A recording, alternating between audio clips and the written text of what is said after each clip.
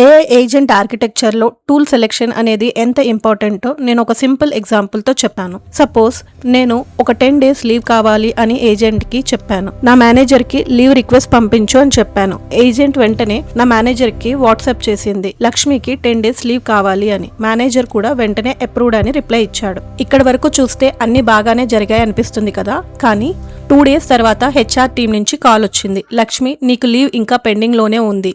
నేను షాక్. అదేంటి, manager approve చేశాడు కదా. అప్పుడు హెచ్ఆర్ చెప్పింది, మేనేజర్ వాట్సాప్లో అప్రూవ్ చేశారేమో కానీ లీవ్ మేనేజ్మెంట్ సిస్టంలో అప్రూవ్ చేయలేదు. ఇప్పుడు ఒకసారి అబ్జర్వ్ చేయండి, ఇక్కడ ఎవరి తప్పు?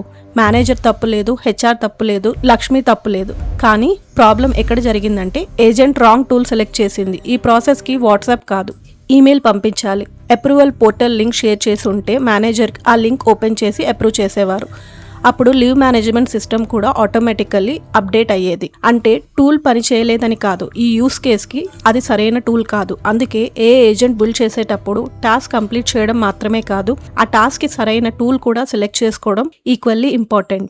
ఇలాంటి రియల్ వరల్డ్ ఎగ్జాంపుల్స్తో ఏజెంట్ ఆర్కిటెక్చర్లో ప్లానింగ్, టూల్స్, మెమరీ, బ్రెయిన్ ఇవన్నీ ఎలా కలిసి పనిచేస్తాయో తెలుసుకోవాలంటే నా మెయిన్ వీడియోలో డీటెయిల్గా ఎక్స్ప్లెయిన్ చేశాను. పైన కనిపిస్తున్న లింక్ క్లిక్ చేసి ఫుల్ వీడియో చూసేయండి. మీకు ఇలాంటి ఏజెంట్ సినారియోస్ ఎదురైతే కమెంట్లో తప్పకుండా షేర్ చేయండి. వీడియో నచ్చితే లైక్ చేయండి, ఛానల్ సబ్స్క్రైబ్ చేసుకోండి. Thanks for watching.